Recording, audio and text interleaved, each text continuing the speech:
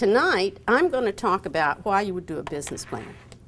I understand from your professor that each of you has a unit, a project that you're doing, but you're all a part, let's say for discussion purposes for tonight, that you're all a part of one company. And your president over here actually thinks you're quite talented and that he can make a lot of money from the projects you have going. Okay, maybe it's fantasy, I see the smiles on your face, but we'll pretend tonight, okay?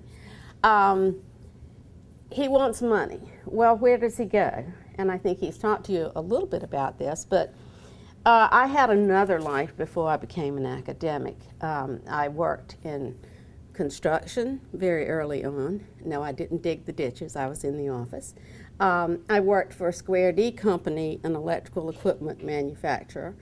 And I worked for an investment banker, Wheat First Securities, in Richmond, Virginia, which is now a part of one of the large banks. I just don't remember which one anymore. And I worked for Wachovia Bank in their private banking area, high income, high net worth. That's where I got involved with entrepreneurs because I was banker to these guys who, and I'm saying guys, there were a few women, but very few, who had made a lot of money. And I found it very interesting. You know, some people go out and they have really successful businesses, others go out and they do not. So that's how I got involved in entrepreneurship in the first place, because they would come to me for financing. I was not a corporate banker. I was not a small business banker. I was a private banker to the individual. But what you find is if you have a startup business, you're not going to go down to the bank to your handy-dandy loan officer and hand him or her a business plan and get your money. You're too risky. You don't have any history for me to check. So you're going to have to find your money in a lot of different ways. I did tell John that I would tell you a little bit tonight about where you're going to get your money, from the least likely to the most likely. The largest amount of money that goes out, largest number of dollars, comes from venture capitalists. Most of you will never go to a venture capitalist. They don't invest in early stage companies. They want you to already have equity in the company yourself. And incidentally, I'll get these notes and you can have them if you want to take them. I'd rather talk to you than have you writing everything down unless you really need it. They will invest in companies that are high risk, at least to you, but they have a lot of hurdles that they make a company go through before they ever commit to giving the money. However, they are willing to invest lots of money. They only are looking at companies that have a potential for very high returns. Your small entities would not attract them.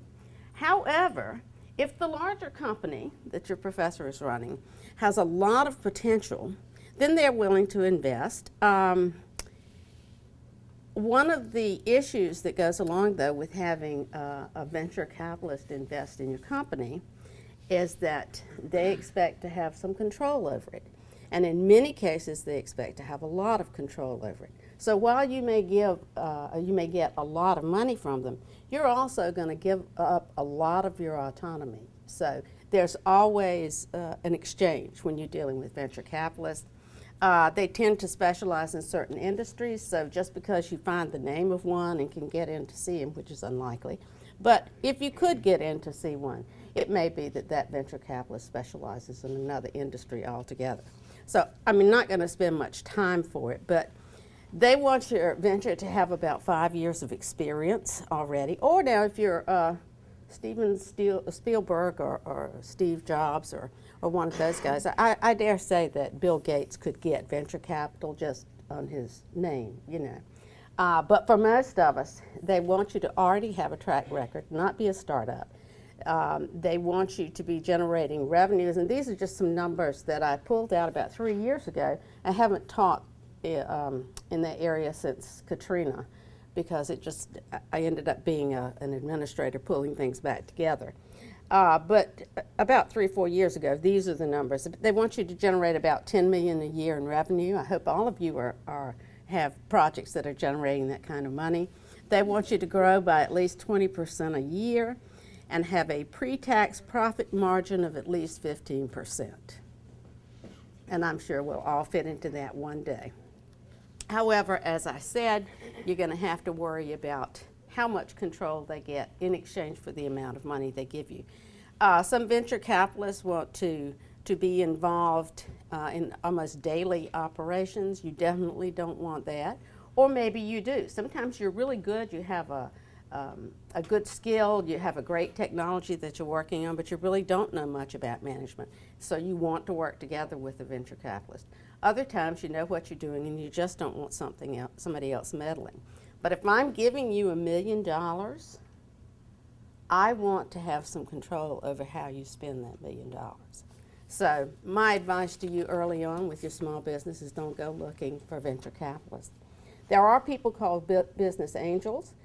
These are individuals who like to invest in startup businesses. They know that the failure rates for startup is very high. Over half of them fail. And there are a variety of reasons for that. Some of them aren't so bad. Sometimes people go into business and think that this is going to be fun and find out that it's working all day, every day, and being very responsible, and they choose to close these businesses. When we're doing research on how many businesses fail, we really look at how many businesses continue from year to year. So if a business disappears, it's looked at as a failure. It may have been a decision by the owner to not do that anymore, okay? I just don't want to be an entrepreneur.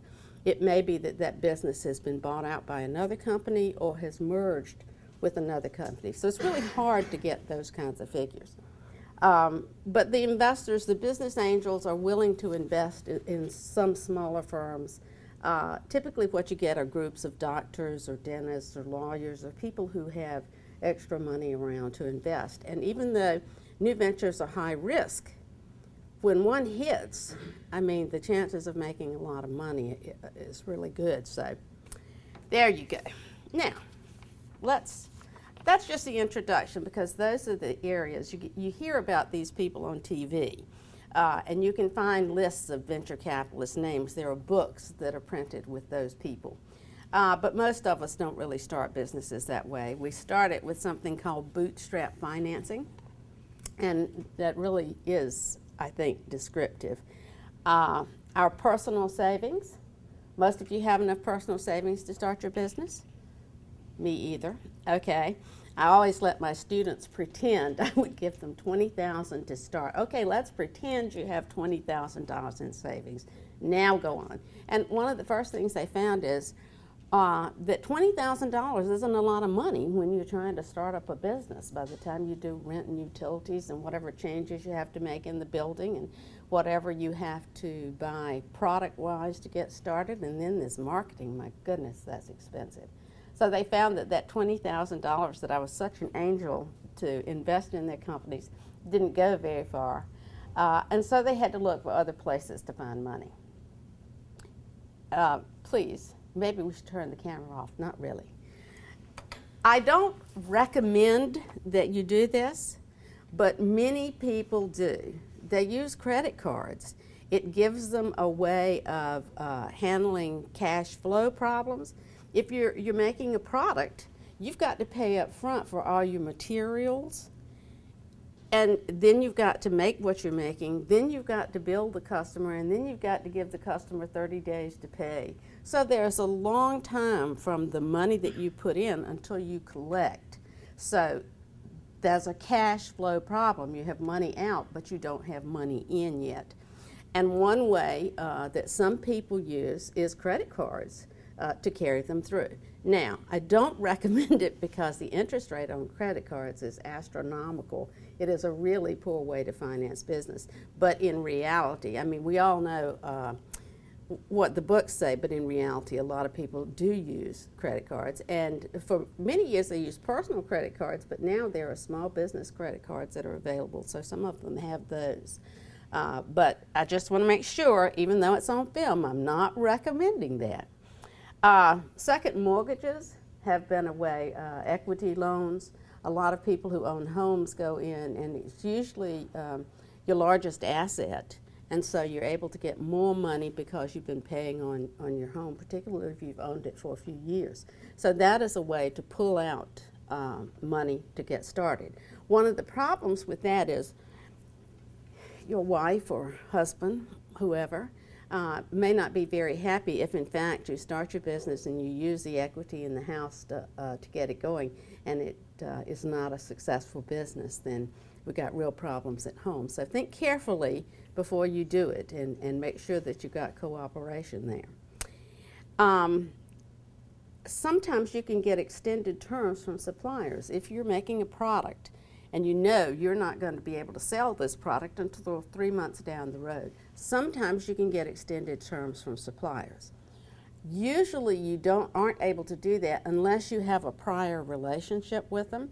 If I've worked with Home Depot for many years and I've worked with suppliers to that company, and I decide to go out and start a business of my own, I may be able to take that relationship that I have had with Home Depot with me and have those suppliers work with me and give me extended terms. That's actually what happened to Bernie Marcus, who is one of the founders of Home Depot. He had been working with Handy Dan, a company we don't hear anything about anymore. It was a part of Dalen Company, I think. But he had been working with that company, and he had built relationships with the suppliers there. So after he was fired from Handy Dan and went on to start up Home Depot, he was able to get extended terms, but that's because he already had a relationship. Another thing you find is that when you're starting up a business, you really need some kind of experience. Experience in the industry, experience with the particular type of company that you're running. It may even be an avocation, something that's a hobby that you're turning into a business. But you really need some understanding of the industry itself before you go out there and get started. Most of you aren't going to leave here and become entrepreneurs on day one. You really will need a job because your parents will push you for that. You know, they kind of like it when you go out. I'm sure you'll help them with that, right? Every one of them. Okay. And I do think you're marketable out here. But you can do that. But finally, the last form of bootstrap capital, and the one you're most likely to use, is money from family and friends. It can be very good. It can be just excellent because Uncle Bill is really going to love you if you go out and start up a new Xerox or a new Home Depot or a new Microsoft. On the other hand, Uncle Bill is not going to like you at all if you go out and start up a clunker. And we know the failure rate, so your chances are about 50-50 no matter what you do. So think very carefully before you get money from family and friends. Which leads me, I love these things that segue nicely, which leads me into the discussion of business plans, which is why I'm really here tonight. If you're going to your family for money, and particularly if you're younger, you have to show them that you're really serious about what you're doing. A business plan isn't just something that you take to a venture capitalist. If you have a business plan and you can go into your Uncle Bill and you can say, I want to start a business, this is what I want to do, this is how I will market it, this is how I will produce the product or deliver the service. This is the management team. These are the people who are going to be working with me. This is what I think the mission of the company ought to be. This is how I'm limiting what we will do.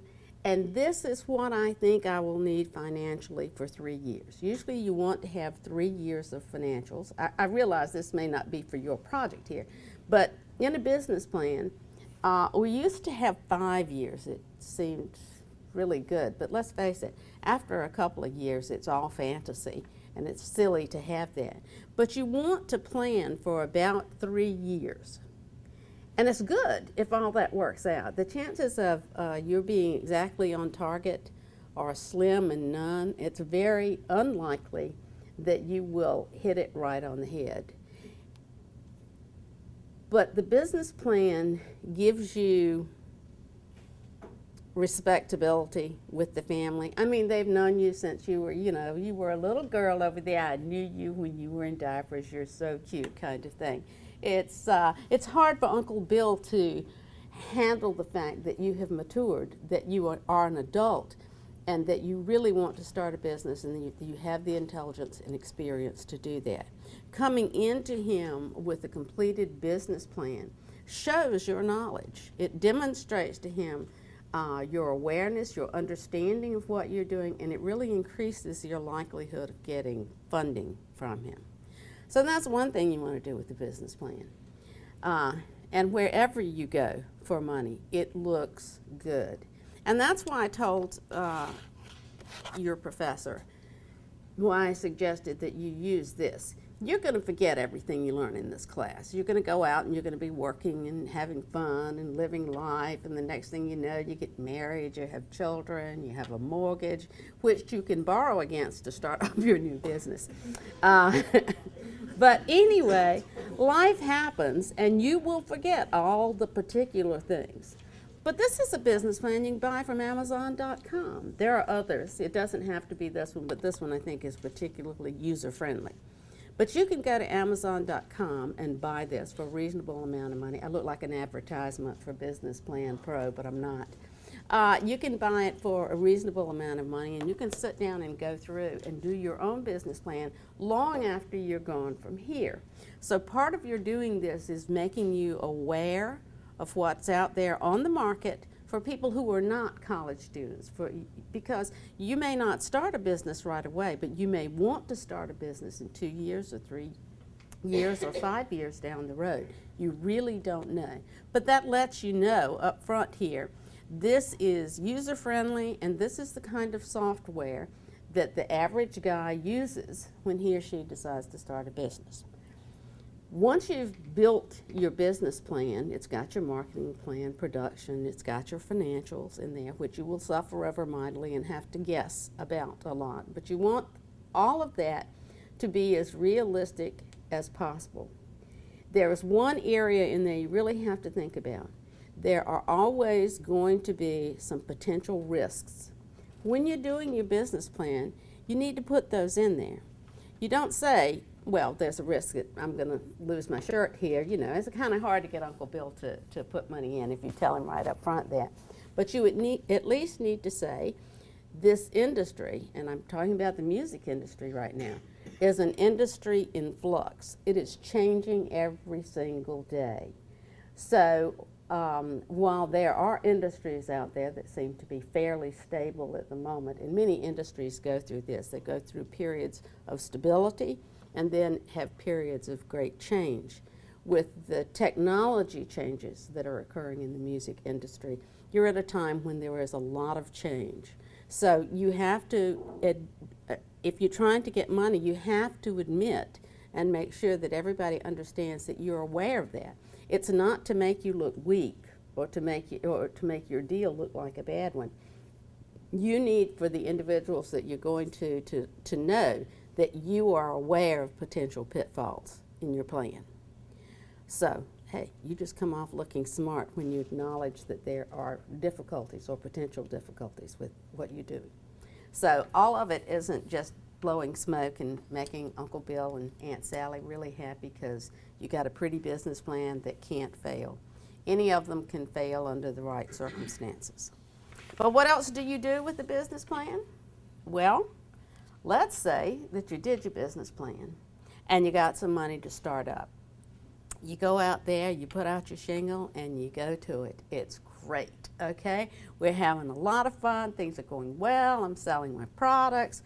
Oops, I could sell some more, but I don't have some more. Okay, I've got a problem over here in production. I wasn't producing enough. I didn't know how high the demand would be. I planned, and this is where you go back to your plan, I planned to sell this many units every month, but no, there's a bigger demand. So you go back and you compare what's happening, the real the reality of your business to what you had planned on. And it lets you know there's tremendous discrepancies here. This wasn't a good plan on my part. Or what you may find, and this is more likely, is that, you know, the demand is there and that's really great and I need to make some more products, but oops, I don't have the money. I have a cash flow problem. I don't have the money to go out there and invest to build more products. That's when you go back to Uncle Bill or Aunt Sally, or if you've gotten all their money, you go home to Dad and say, listen, I'm a victim of my own success. I don't have enough cash flow here. I need more investment. So these kind of things are the reality that you'll deal with. You will go back to that business plan and you'll compare, you know, how am I doing as compared to what I thought I was going to be doing? The money, does it make sense? Am I making as much money as I thought? Am I making more than I thought? And that does happen, although I don't, it doesn't always.